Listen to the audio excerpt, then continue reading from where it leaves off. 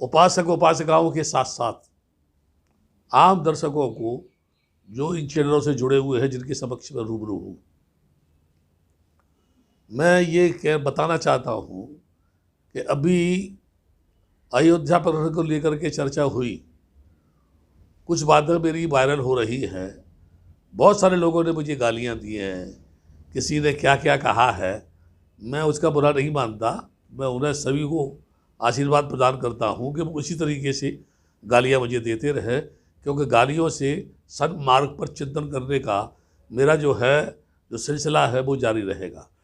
दूसरी बात उनसे ये कहना चाहता हूँ कि गाली देने से किसी समस्या का समाधान नहीं होगा, या वो ये सोचते हैं कि हम लोगों को बिठा देंगे, उससे भी समस्या का समाधान नहीं होगा। समाधान होगा ईमानदारी से उन्हें हठधर्मी बदमाशी कमीनेपन की नकाब को उतार कर एक अच्छा इंसान बनकर भारत की धरती पर एक ऐसे समाज का निर्माण करने में सहयोग करना चाहिए जहाँ एक मानव दूसरे मानव को गले लगाए। नहीं तो मानवों से द्वेष करके या आम समाज को द्वेष करके चंद लोग ही भगवान के ठेकेदार बनेंगे और अपने आप को स्वयंभू सबसे श्रेष्ठ समझेंगे, तो ये उनका पागलपन है। बड़े बड़े महापुरुष दुनिया में पैदा हुए, जो चले गए, जिन्होंने पूरी दुनिया में शासन करने की कोशिश की थी, लेकिन नाकामयाबी उन्हें हासिल हुई। इसलिए मैं आप सभी लोगों से कहूँगा, जो गाली देने वाले हैं, अच्छे विचारों का जवाब दें तो अच्छा होगा, वरना अपने कमीनेपन से बाज नहीं आए और आप निरंतर मुझे गाली देते रहे, मैं आपको आशीर्वाद ही देता रहूँगा। जहाँ तक अभी मैं आपके समक्ष ये बैठा हुआ हूँ, मेरे सामने एक मूल उद्देश्य है। अभी अभी सुर्खियों में आया, पेपरों में आया, सोशल मीडिया पे आया कि भदन प्रज्ञादीप ने महाबोधि टेम्पल से वज्रासन की मिट्टी और मुचलिन तालाब का पानी अयोध्या में राम मंदिर के शिलान्यास के समय भेजा है, कि क्योंकि कई जगह से मिट्टी और जल आएगा जो उस राम मंदिर के शिलान्यास के समय इस्तेमाल किया जाएगा। सर्वप्रथम तो मैं ये कहना चाहता हूँ कि इस समय जब कोरोना वायरस से पूरे देश में ही नहीं पूरी दुनिया में त्राय त्राय मचा हुआ है, ऐसे हालात में जब बुद्धगया में तालाबंदी है, सभी विदेशी बुद्ध विहारों में, मोनेस्ट्रीज में ताले लगे हुए हैं, वहाँ के वो लोग अपने देश में चले गए हैं, तथा महाबोधि टेम्पल में भी तालाबंदी है, जबकि सभी लोग ये जानते हैं महाबोधि महाविहार जो है उसकी एक प्रबंधन समिति होती है जो 3 वर्ष के लिए कार्य करती है, और उसका डीएम चेयरमैन होते हैं, और उसके साथ साथ 4 हिंदू और 4 जो है बौद्ध उसके मेंबर होते हैं। कुछ समय से हिंदू शब्द डीएम का होना वर्तमान मुख्यमंत्री ने उसको हटा दिया है, साथ ही साथ ये भी शब्द हटा दिया है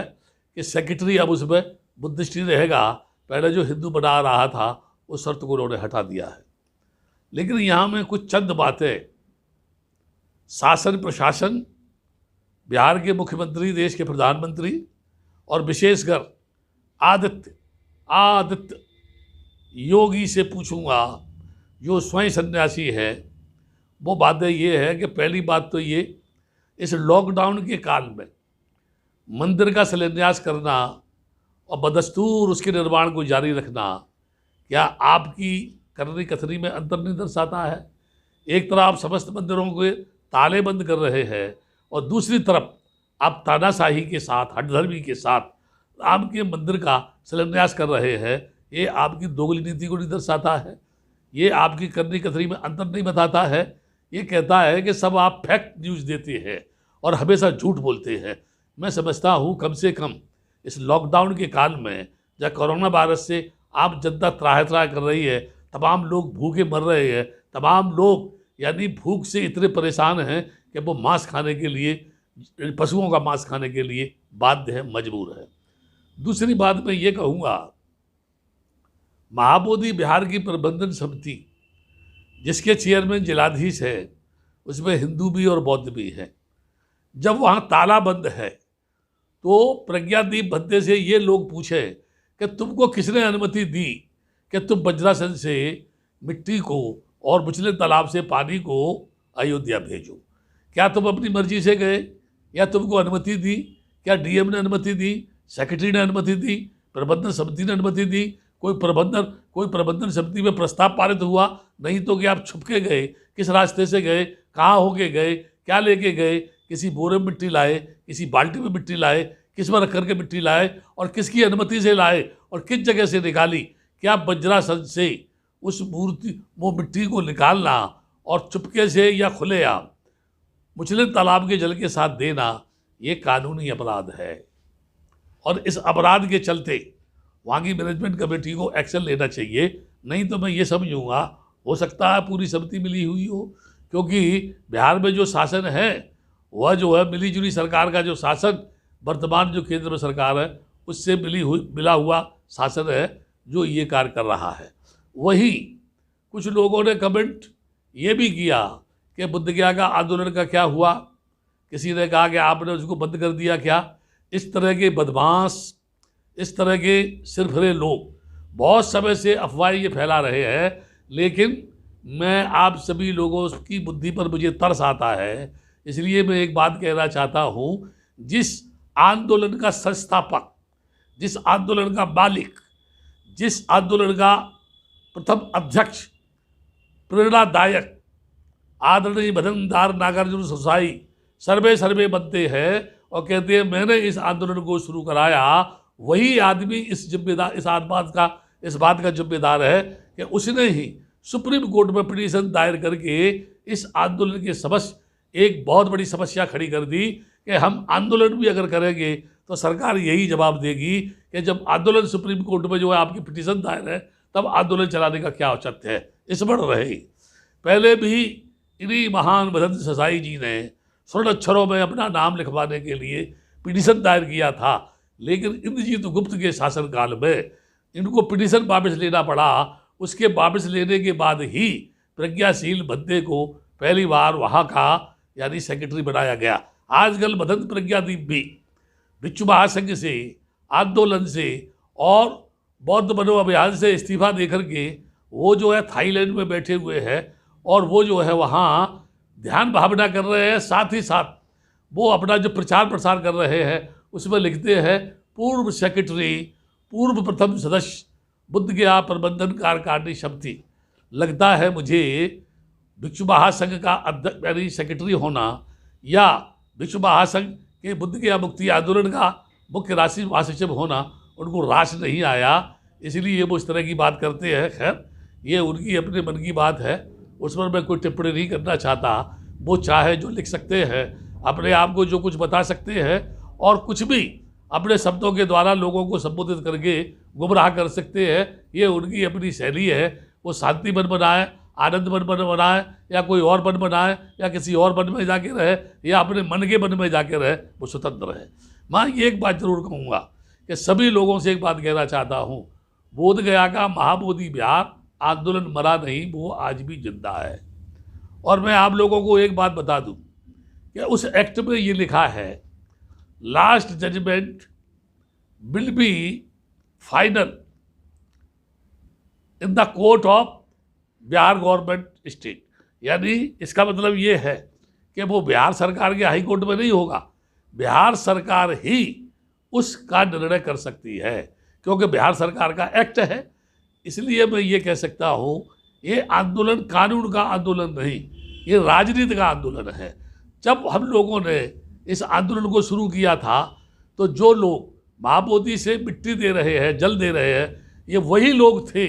जो पहले हमको गालियाँ दे रहे थे। गालियाँ नहीं दे रहे थे बल्कि इसी टेम्पल में बैठ के मलाई खा रहे थे। जब इनको प्रज्ञादीप को वहाँ पर जो है मैनेजमेंट कमेटी द्वारा लाइब्रेरी में बैठने का आदेश दिया गया